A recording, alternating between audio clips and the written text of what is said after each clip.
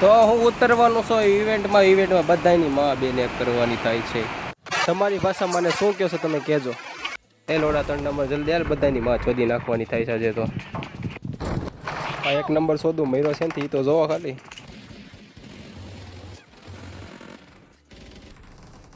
3 number જલ્દી આવે મારી ફાટે છે જલ્દી આવી તું. 3 નંબર તો આવ્યો ને લાગે છે મારે એકલા જ આગળ જવું પડશે હવે.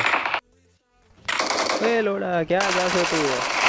રિફ્લેક્સ દઈ દીધો.